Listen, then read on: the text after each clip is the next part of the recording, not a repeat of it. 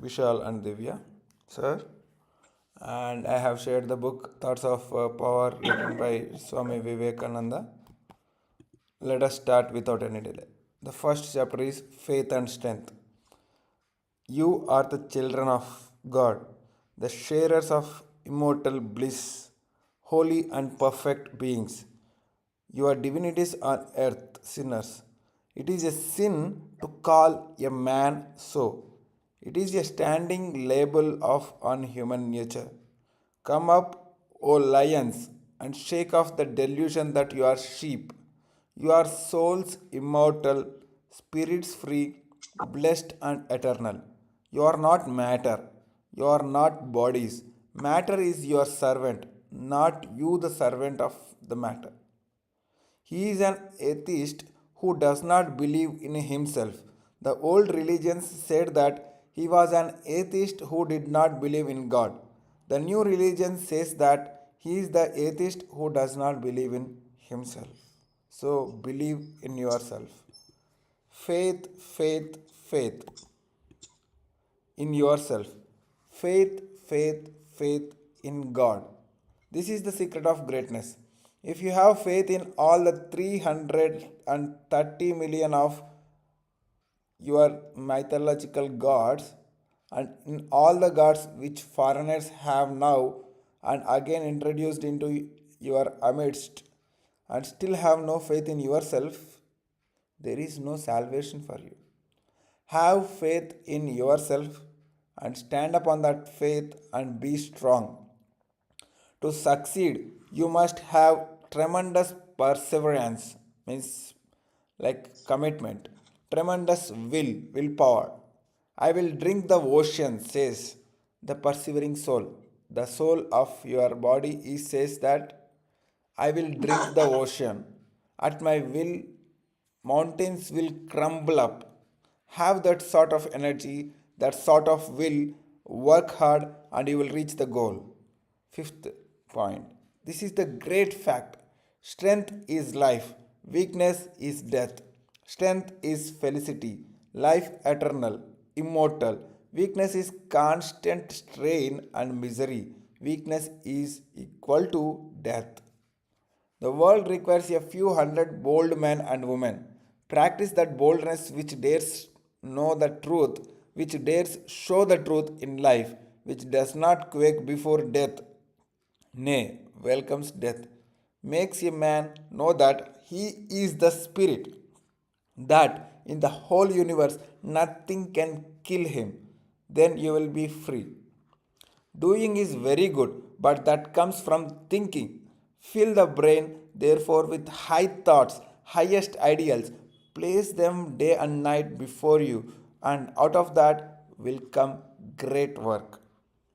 Do not talk of the wickedness of the world and all its sins. Weep that you are bound to see the wickedness yet. Weep that you are bound to see sin everywhere, and if you want to help the world, do not condemn it. Do not weaken it more. For what is sin and what is misery and what are all these but the results of weakness? But the results of weakness. The world is made weaker and weaker every day by such teachings. Let positive, strong, and helpful thought enter into your brains from very childhood. Lay yourselves on open to those thoughts and not to weakening and paralyzing ones. Never mind failures, they are quite natural. They are the beauty of the life. These failures, what would life be without them? It would not be worth having if it were not for struggles. Where would be the poetry of life? Never mind the struggles, the mistakes. I never heard a cow tell a lie, but it is only a cow, never a man. So never mind these failures, these little backslidings. Hold the ideal a thousand times, and if you fail a thousand times, make the attempt once more. All the powers in the universe are already ours. It is we who have put our hands before eyes and cry that it is dark, like closing your eyes and saying that it is dark. Know that there is no darkness around us. Take the hands away, and there is the light which was from the beginning. Darkness never existed, weakness never existed. We who are fools cry that we are weak. We who are fools cry that we are impure. The remedy for weakness is not brooding over weakness, but thinking of strength. Teach men of the strength that is already within them. The ideal of faith in ourselves is of the greatest help to us. If faith in ourselves had been more extensively taught and practiced, I am sure a very large portion of the evils and miseries that we have would have vanished. Throughout the history of mankind, if any motive power has been more potent than another in the lives of all great men and women, it is that of faith in themselves.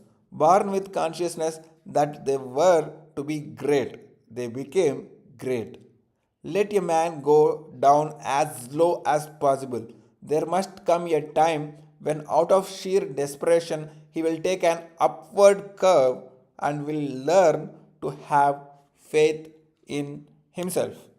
But it is better for us that we should know it from the very first. Why should we have all these bitter experiences in order to gain faith in ourselves?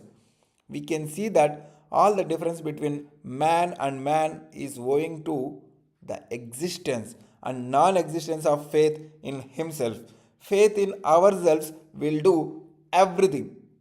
I have experienced it in my own life and I am still doing so. And as I grow older, that faith is becoming stronger and stronger. Do you know how much energy, how many powers, how many forces are still lurking behind the frame of yours? What scientist has known all that is in man? Millions of years have passed since man first came here, and yet but one infinitesimal part of his powers have been manifested. Therefore, you must not say that you are weak. How do you know that? What possibilities lie behind the degradation on the surface? You know but little of that which is within you. For behind you is the ocean of the infinite power and blessedness.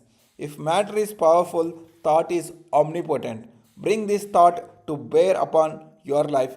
Fill yourselves with the thought of your almightiness, your majesty, and your glory. Would would to God no superstitions have been put into your head. Would to God we had not been surrounded from our birth by all these superstitious influences and paralyzing ideas of our weakness and vileness. Look back on yourself from the state of the amoeba to the human being. Who made all that? Your own will. Can you deny? Then that it is Almighty, that what which has made you come up so high can make you go higher still. What you want is character, strengthening of the willpower. If there is one word that you can find coming out of like a bomb from the Upanishads, bursting like a bombshell upon masses of ignorance, it is the word fearlessness. Be fearless. And the only religion that ought to be taught is the religion of fearlessness. Either in this world or in the world of religion, it is true that fear is sure the cause of degradation and sin. It is fear that brings misery, fear that brings death, fear that breeds evil. Make your nerves strong. What we want is muscles of iron and nerves of steel. We have wept long enough. No more weeping, but stand on your feet and be men. First of all, our young men must be strong. Religion will come afterwards. Be strong, my young friends. That is my advice to you. Be strong. You will be nearer to heaven through football than through the study of the Gita. These are the bold words, but I have to say them for I love you. I know where the shoe pinches. I have gained a little experience. You will understand the Gita better with your biceps, your muscles a little stronger. You will understand the mighty genius and the mighty strength of Krishna better with a little of strong blood in you. You will understand the Upanishads better and the glory of the Atman when your body stands firm upon your feet and you feel yourselves as a man. Man, these are wanted. Everything else will be ready, but strong, vigorous, believing young men, sincere to the backbone, are wanted. 100 such and the world becomes revolutionized. The will is stronger than anything else. Everything must go down before the will, for that comes from God and God Himself.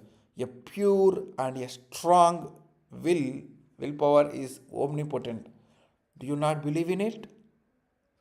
Yes, the older I grow, the more everything seems to me to lie in manliness. This is my new gospel.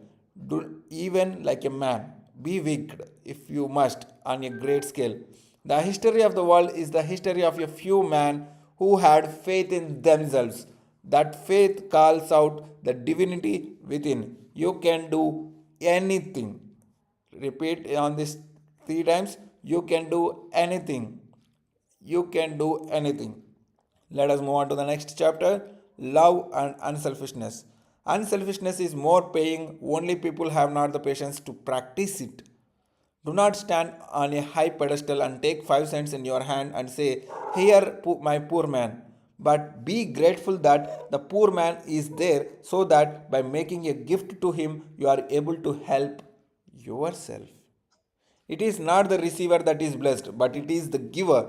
Be thankful that you are allowed to exercise your power of benevolence and mercy in the world and thus become pure and perfect. By means of the constant effort to do good to others, we are trying to forget ourselves. This forgetfulness of self is the one great lesson we have to learn in life. Man thinks foolishly that he can make himself happy, and after years of struggle, finds out at last that true happiness consists in killing selfishness, and that no one can make him happy except himself. That which is selfish is immoral, and that which is unselfish is moral. Learn that the whole of life is giving, that nature will force you to give. So give willingly. You come into life to accumulate. With clenched hands, you want to take. But nature puts a hand on your throat and makes your hands open. Whether you will it or not, you have to give. The moment you say, "I will not," the blow comes, you are hurt. None is there but will be compelled in the long run to give up everything. This is the gist of all worship, to be pure and to do good to others. He who sees Shiva in the poor, in the weak, and in the diseased really worships Shiva. And if he sees Shiva only in the image, his worship is but preliminary, like the primary initial worship. This unselfishness is the test of the religion. He who has more of this unselfishness is more spiritual and nearer to Shiva. And if a man is selfish, even though he has visited all the temples, seen all the places of pilgrimage, and painted himself like a leopard, he is still further off from Shiva. It is love and love alone that I preach, and I base my teaching on that great Vedantic truth of the sameness and the omnipresence of the soul of the universe. First bread, then religion. First bread, then religion. We stuff them too much with religion. When the poor fellows have been starving, no dogmas will satisfy the cravings of hunger. You may talk doctrines of by the millions. You may have sects by the hundreds of millions. But it is nothing until you have the heart to feel. Feel for them as your Veda teaches you. You till you find there are the parts of your own bodies. Till you realize that you and they, the poor and the rich, the saint and the sinner, are all parts of one infinite whole which you call Brahman. Feel for the miserable and look up for help, it shall come. I have traveled 12 years with this load in my heart and this idea in my head. I have gone from door to door of the so called rich and great. With a bleeding heart, I have crossed half the world to this strange land seeking for help. The Lord is great. I know He will help me. I may perish of cold or hunger in this land, but I bequeath to you, young man, this sympathy, this struggle for the poor, the ignorant, the oppressed. This life is short. Remember that this life is short. The vanities of the world are transient, but they alone live who live for others. The rest are more dead than alive.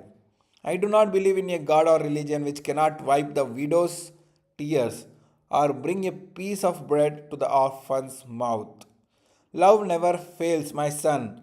Today or tomorrow or ages after, truth will conquer. Love shall win the victory. Do you love your fellow man? Ask yourself, where should you go to seek for God? Are not all the poor, the miserable, the weak gods? Why not worship them first? Why go to dig a well on the shores of Ganga? Believe in the omnipotent power of love. Have you love? You are omnipotent. Are you perfectly unselfish? If so, you are irresistible. It is character that pays everywhere. My heart is too full to express my feelings. You know it, you can imagine it. So long as the millions live in hunger and ignorance, I hold every man a traitor who, having been educated at their expense, pays not the least heed to them. I call those men who strut about in their finery, having got all their money by grinding the poor wretches, so long as they do not do anything for those 200 millions who are now no better than hungry savages. We are poor, my brothers, we are nobodies, but such have been always the instruments of the Most High.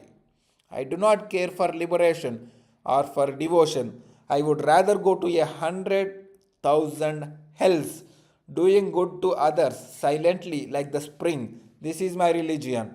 I shall work incessantly until I die, and even after death, I shall work for the good of the world. Truth is infinitely more weighty than untruth. So is goodness. If you possess these, they will make you your way by sheer gravity. All expansion is life, all contraction is death, all love is expansion, all selfishness is contraction. Love is there only the law of life. He who loves lives. He who is selfish is dying. Therefore, love for the love's sake, because it is the only law of life, just as you breathe to live. This is the secret of selfless love, selfless action, and the rest. Who will give the world light? Sacrifice in the past has been the law. It will be, alas, for ages to come. The earth's bravest and best will have to sacrifice themselves for the good of many, for the welfare of all. Buddhas by the hundred are necessary with eternal love and pity. May I be born again and again and suffer thousands of miseries so that I may worship the only God that exists, the only God I believe in, the sum total of all souls, and above all, my God, the wicked, my God, the miserable, my God, the poor of all races, of all species, is the special object of my worship.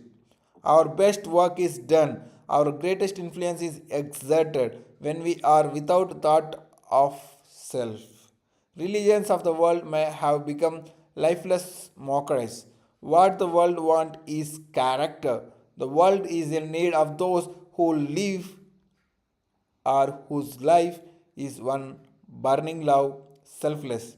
That love will make every word tell like a thunderbolt. Self sacrifice, not self assertion, is the law of the highest universe. Religion comes with the intense self sacrifice. Desire nothing for yourself, do all for others. This is to live and move and have your being in the God. None will be left, none destroyed. All will in the end be made perfect. Say day and night, come up, my brothers. You are the infinite ocean of purity. Say to yourself, you are the infinite ocean of purity. Be God, manifest as God. So, this is all about the second chapter.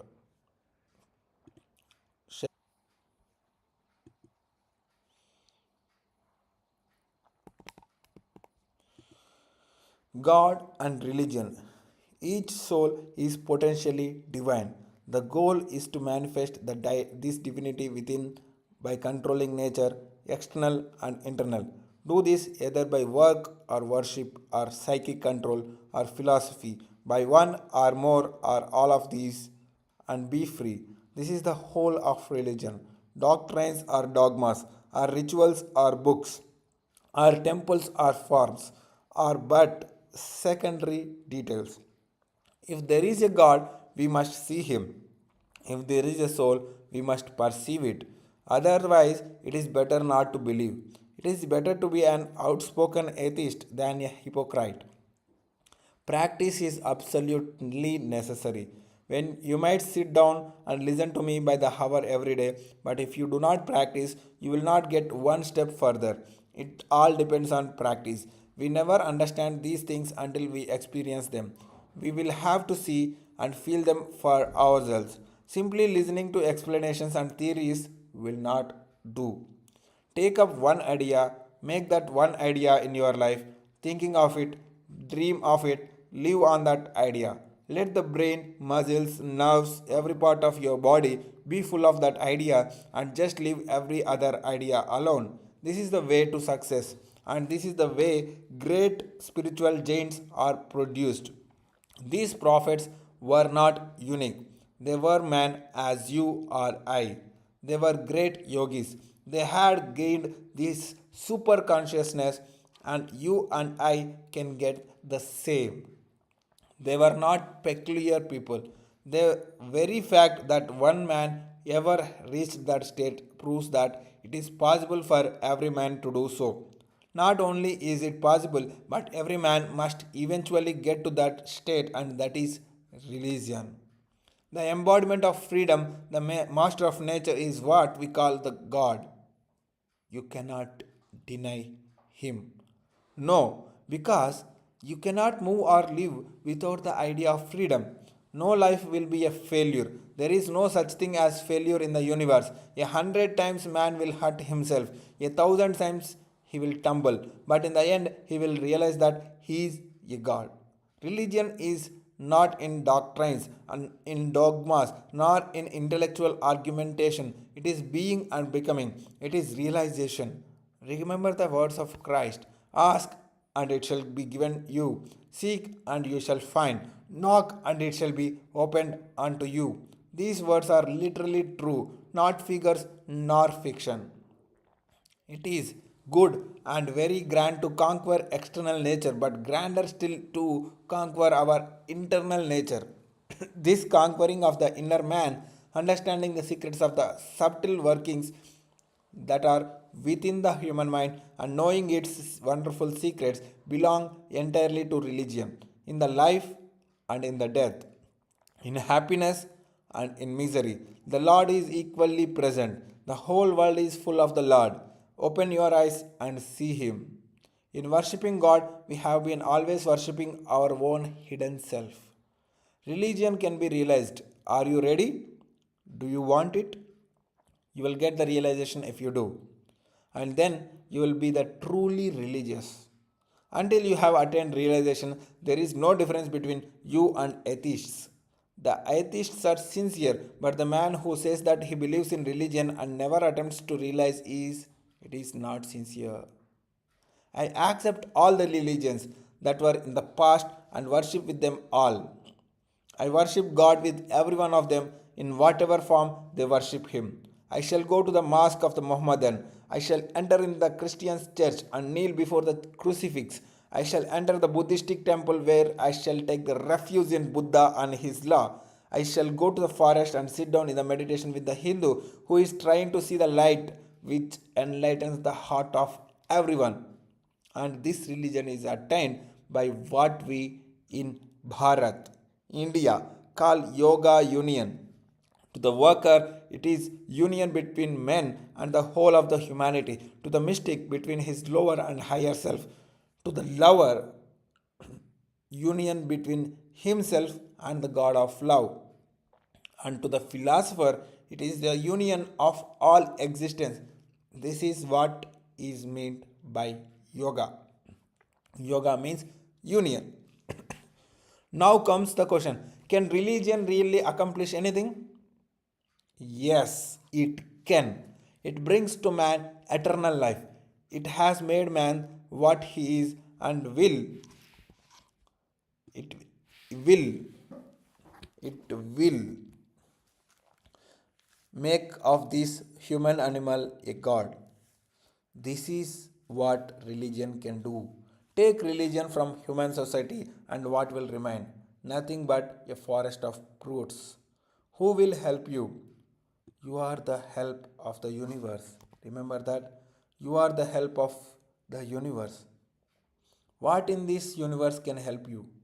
Where is the man, or the god, or the demon to help you? What can prevail over you? You are the God of the universe.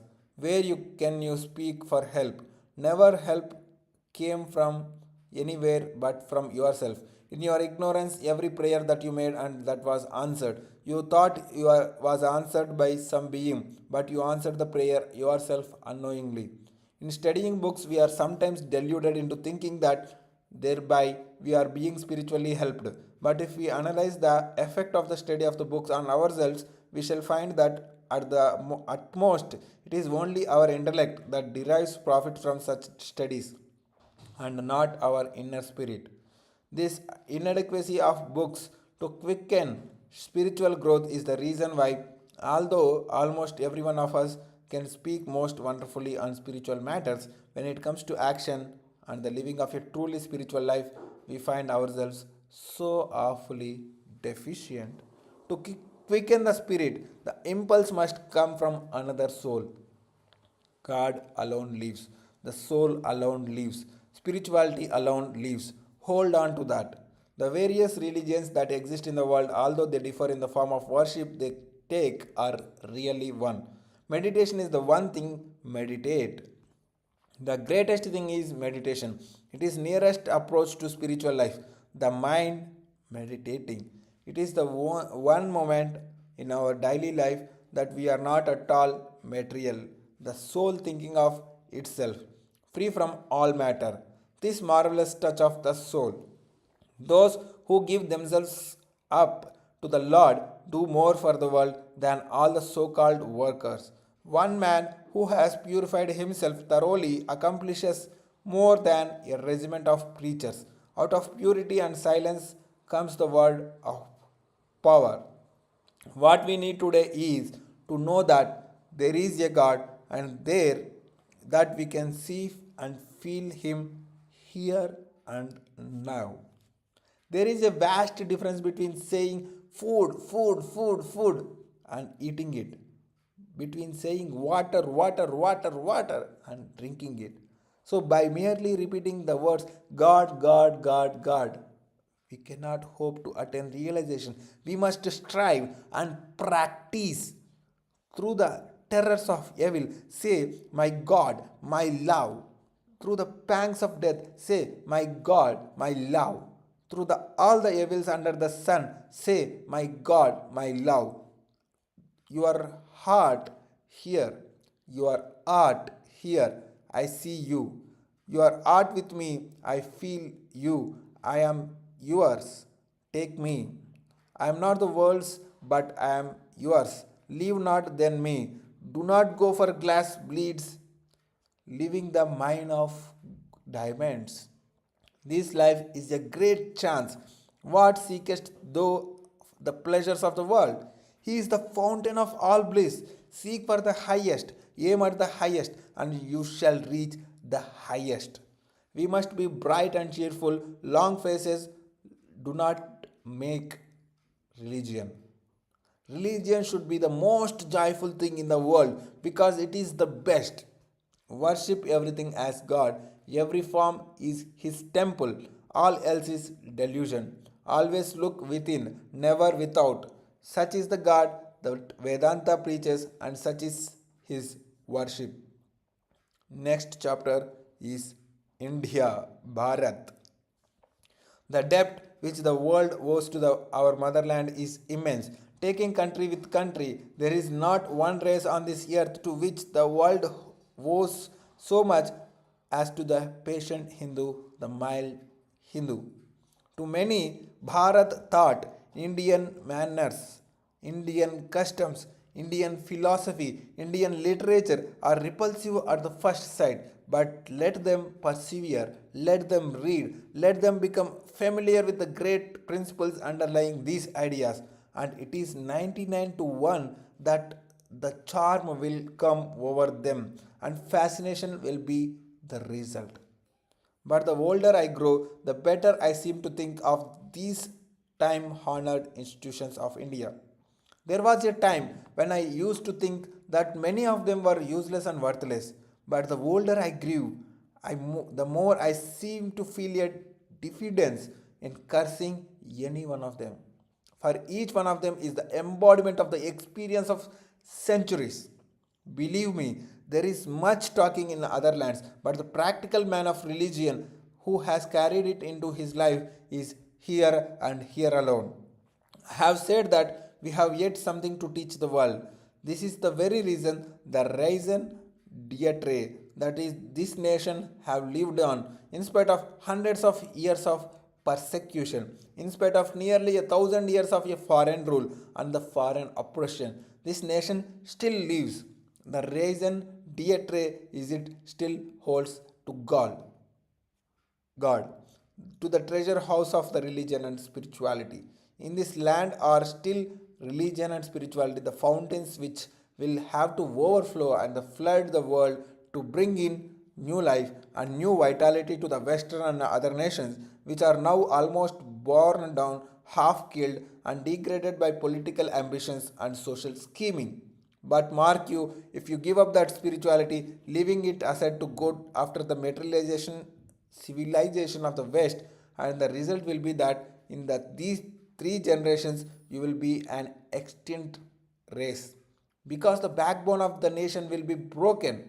The foundation upon which the national edifice has been built will be undermined, and the result will be annihilation of all around, means destruction. Europe, the center of manifestation of and material energy, will crumble into dust within 50 years if she is not mindful to change her position, to shift her ground and make spirituality the basis of her life. And what will save Europe is the religion of the Upanishads. Our aristocratic ancestors went on trading the common masses of our country underfoot till they become helpless, till under this torment the poor. Poor people nearly forgot that they were human beings. They have been compelled to be merely hewers of wooden drawers of water for centuries. So much so, they are made to believe that they are born as slaves, born as hewers of wood and drawers of water. The truths of Upanishads are before you. Take them up and live up to them, and the salvation of Bharat will be at your hand. Do you feel? Do you feel that millions and millions of the descendants of gods and of sages have become next door neighbors to brutes? Do you feel that millions are starving today and millions have been starving for ages? Do you feel that ignorance has come over the land as a dark cloud? Does it make you restless? Does it make you sleepless? Has it gone into your blood, coursing through your veins, becoming consonant with your heartbeats? Has it made you almost mad? Are you seized with that one idea of the misery of ruin and you have forgotten all about your name, your fame, your wives, your children, your property, even your own bodies? Have you done that? That is the first step to become a patriot. That is the very first step. Come, be men. Come out of your narrow holes and have a look abroad. See how nations are on the march. Do you love men? Do you love your country? Then come. Let us struggle for higher and better things. Look not back. No, not even if you see the dearest and nearest cry. Look not back. Look forward. With all my love for Bharat, with all my patriotism and veneration for the ancients, I cannot but think that we have to learn many things from other nations. We cannot do without the world outside Bharat. It was our foolishness that we thought we could, and we have paid the penalty by about 1,000 years of slavery, that we did not go out to compare things with other nations, did not mark the workings that have been all around us, has been the one great cause of this degradation of the Indian mind. We have paid the penalty. Let us do it no more. Some of these old temples of southern India and those like Somnath of Gujarat will teach you volumes of wisdom, will give you keener insight into the history of the race than any amount of books.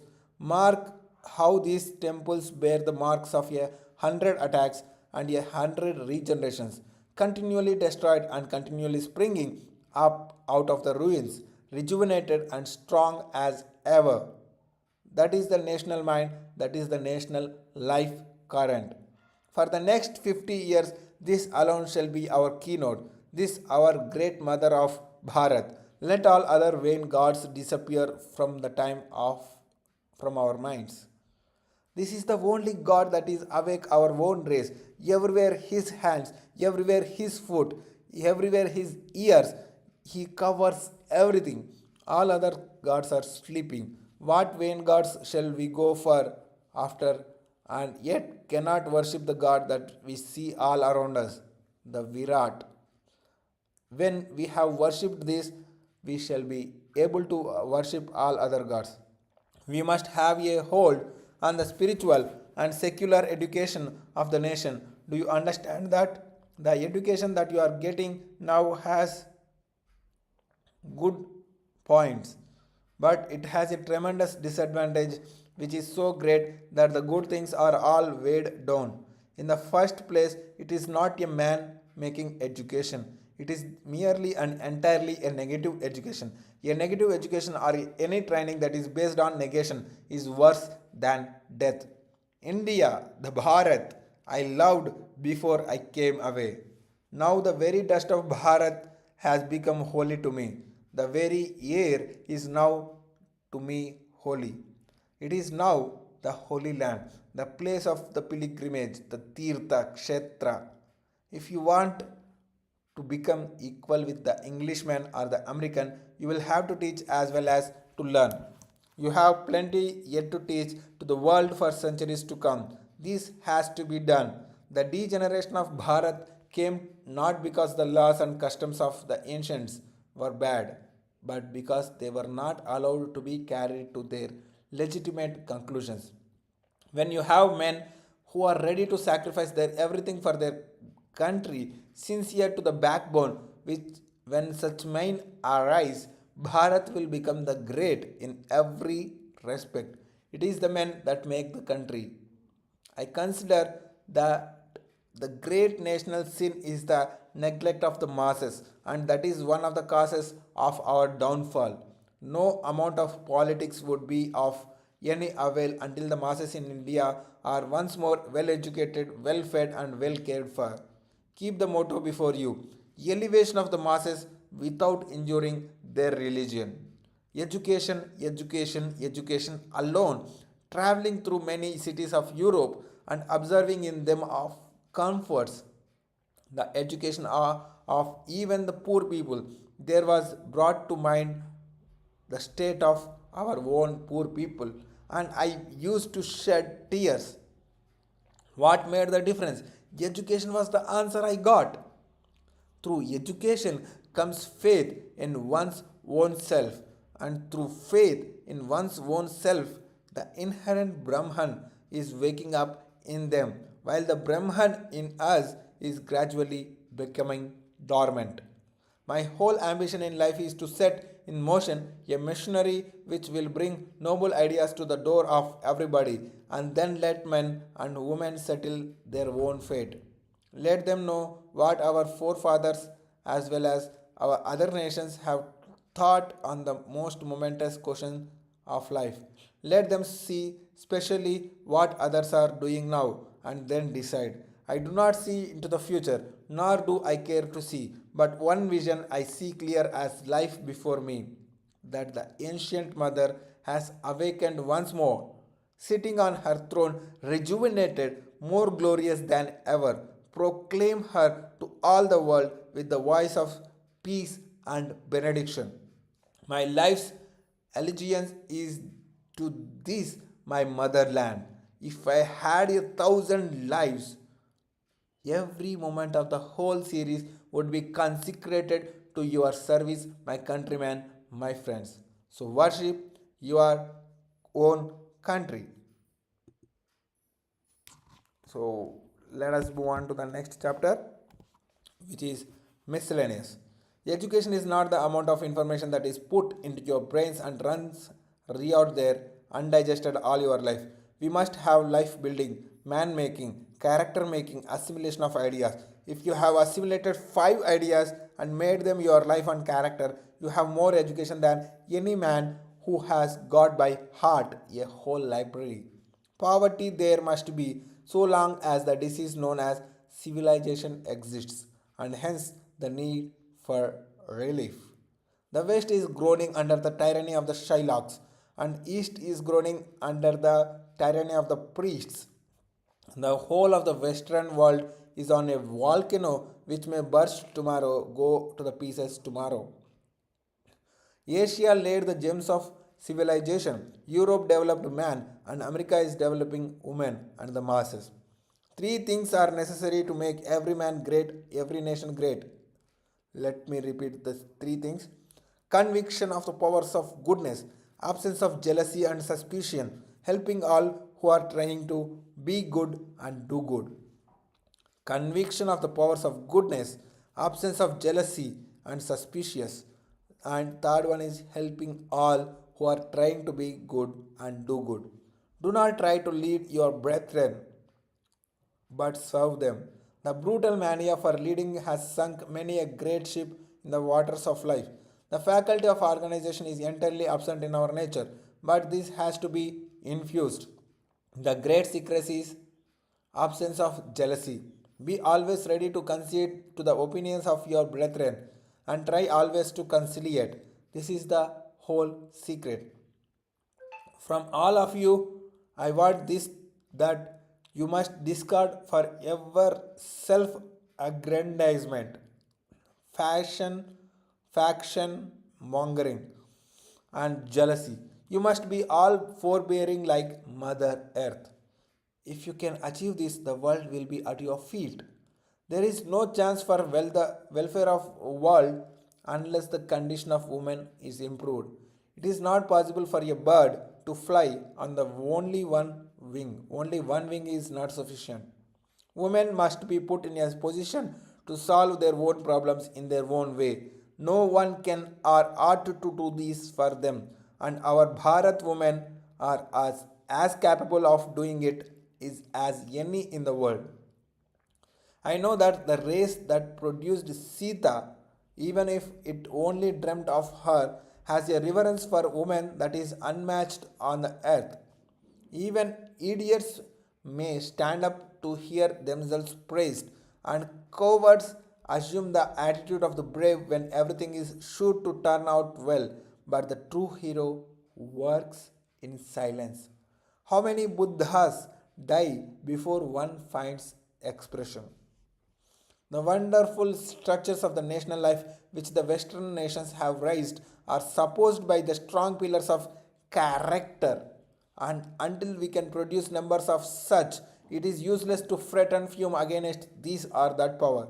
Work as if on each of you depended the whole work. 50 centuries are looking on you. The future India depends on you. Work on. One cannot serve the God of truth who leans upon somebody, who depends on someone. I am to create a new order of humanity here who are sincere believers in the God and care nothing for the world. Each work has to pass through these stages: ridicule, opposition, and then acceptance. Each man who thinks ahead of his time is sure to be misunderstood. Life is a series of fights and disillusionments. The secret of life is not in enjoyment but education through experience. But alas, we are called off the moment we begin to really to learn. The road to the good is the roughest and the steepest in the universe. It is a wonder that so many succeed, no wonder that so many fall. Character has to be established through a thousand stumbles. The mixture of life and death, good and evil, knowledge and ignorance is what we call as Maya, or the universal phenomenon. You may go on for eternity inside this net, seeking for happiness. You find much and much and much evil too. To have good and no evil is childish nonsense. Even the greatest fool can accomplish a task if it be after his heart. But the intelligent man is who he can convert every work into one that suits his taste. No work is petty. No work is low. Don't treat work as low. Then only do work who think that help will come. Directly they are on the field of work. This is the first lesson to be learned. Be determined not to curse anything outside, not to lay the blame upon anyone outside, but be a man. Stand up, lay the blame on yourself. You will find that it is always true. Get hold of yourself. Thank you so much. See you in another story of Swami Vivekananda, where we see stories and quotations of powerful Swami Vivekananda.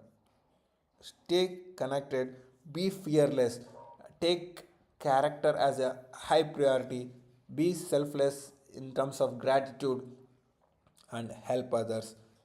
Before that, help yourself. Have faith in yourself, and remember one statement from Swami Vivekananda: arise, awake, stop not till your goal is reached.